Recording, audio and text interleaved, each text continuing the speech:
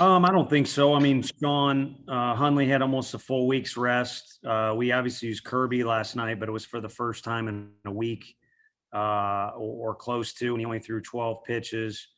If anyone, Mabry's been used 3 times, and he did what we asked. I mean, he's gotten us 3 lefties out this particular weekend. Just so happened it didn't go so well against the righty he faced, but no, I think we're 1 pitch away here and there from getting out of an inning, and it just didn't happen. So part of it goes to your opponent can swing the bat a little bit, and then part of it goes to these are the guys we rely on, and at the end of the year we'll reflect on our record, and if they get it done more than they don't get it done, we'll have a good season. And in my opinion, that's kind of the way it's gone with those guys so far, and that's why they'll continue to be our guys. And there's a couple guys that are well rested for tomorrow, but also some guys that might get a chance to answer back from how today went. But no, it's the same as hitting. I mean, we scored a ton of runs last night. We only scored 2 today. So I think you got to be careful about fluctuating too much with your opinion or your emotional reaction to it went well today, didn't go well this time. It went well this day, didn't go well this day. I think it's a game of percentages, and the guys we've used out of that bullpen have been successful a very high percentage of the time. You mentioned the difference in runs. Just kind of what did you see as the difference between last night at the plate and tonight? Seemed like you kind of hit into some bad luck here and there as well. Yeah, I mean, we all say you make your own luck at some point, but some balls that are pretty well struck and right at people. And I can't even think on my feet here, but I'm sure they maybe had a couple of those. But, kind of the summary of the evening for our hitters leading up to about the 8th inning was Jackson Greer's home run either getting robbed or, I didn't have as clean of a look at it. It fell short 2 feet of a home run or either got caught right above the wall. However it went down, that unfortunately kind of summarized the evening. Doesn't mean you just say, oh, shucks, we didn't get the breaks or anything like that. But, offensively, there could have been more runs put on the board tonight than there was. But, their pitchers did well, and we didn't find any holes. So maybe some of those holes are waiting for us tomorrow. Troy, then Ryan. Yeah, I wanted to ask you about Jackson. I think he has 3 home runs and now 3 SEC starts. Just what does that say about him, how well he's been able to adjust to SEC pitching? I think, the guy hitting the Cape Cod a ton. So he's always hit, and he's always thirsted for competition. So I wish that he would have been able to stay healthy the whole year. I wish Pav would have been able to stay healthy the whole year.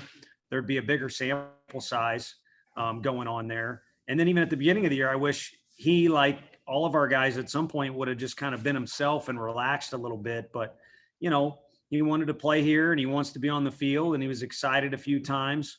But now that he's settled into who he is at the plate, it's kind of, I'm not cutting short of what he's done, but it's kind of what he's always done. And it's not necessarily a surprise.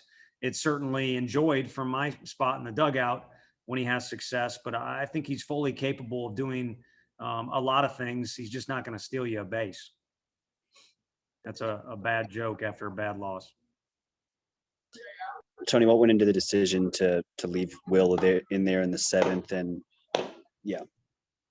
yeah, I mean, he was throwing the ball. If you look how he threw, I believe the home run in the 6th was with no outs.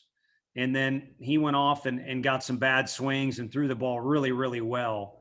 And then was facing 2 guys that didn't take very good swings against him. So if we got to Lewis and there was something going on, we were going to change. So that was kind of the whole plan. If anything, I believe it's the first time or only the second he's gotten into the 7th. So I mentioned what Mabry did for us this weekend. If he's done, we'll find out tomorrow. But I think the fact that Hef was able to get to that spot helps us too, because, it started out as kind of a spot deal, but he's a legitimate starter, and he's earned the right for us to give the responsibility of the game in his hands and not be looking to the bullpen too early in the game. He's done just as well as our other 2 guys that are throwing for us on the weekend. Wes.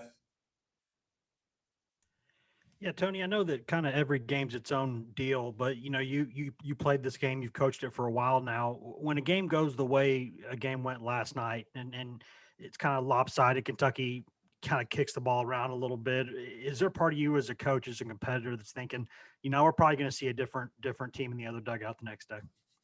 Yeah, a little bit. And more importantly, you kind of start to look at what, you can control, and you're thinking, man, are our swings going to be too big today?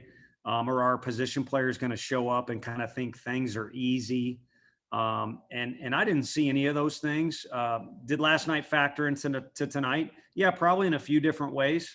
But really at the start of the game, it was a stalemate, and it was more about the adjustments they made. Found a couple holes early in the game. We did not. I think both teams hit 2 home runs for their runs. So really it was kind of about that last third of the game. And last Sunday, when we played game 3 in Texas, it was a complete 9 innings out of our group. And you've seen games that either we've won or the other team has won, where you look at it and it was a stalemate or a back and forth deal, but somebody won a chunk of the game, not just 1 inning. And the bottom line is we lost the last 3 innings on our field.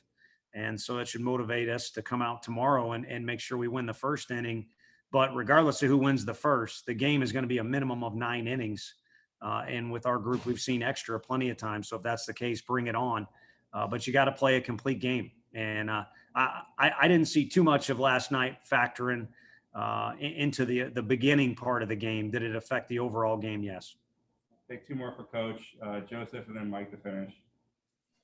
Obviously, over these last 3 weeks and a couple times in the season, Blake Tidwell has kind of been put into this rubber match situation. How has that helped him kind of develop and, as a true freshman to come in here and pitch in the SEC? Yeah, baptism by fire. I mean, I think a lot of athletes are successful in life because somewhere early in their development as a person and a player, whatever sport it is, they got their brains kicked in. And I don't think you can learn completely and develop completely unless that happens. It humbles you, it challenges you, it causes you to look at things you could have done better, things you did do well. And he's had a mixed bag of everything. I mean, overall, the kid's had a great freshman year for us, and he's won some of those Sunday rubber matches, as you mentioned, or at least given us a chance to win. And that's all we all really look for. I mean, David Weathers is a guy who was in the big leagues and helped train Blade in his hometown. And he was actually texting me today, and he said the same thing. He's enjoying watching Blade's development. He helped him get to be as good as he was when he showed up at our place. But as much as our coaching staff's helping him, I think the competition is helping him more than anything. So the short answer to your question is it's been huge, and it'll help him in the long run. But I also think the fact he's battle tested helps him tomorrow.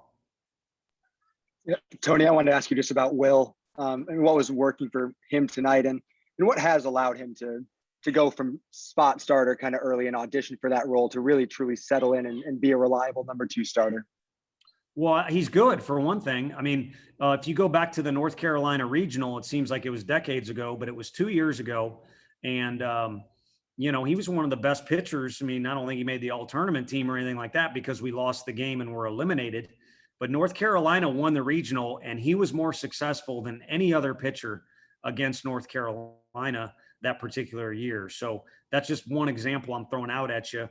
But he's been a contributor since day one of setting foot on campus.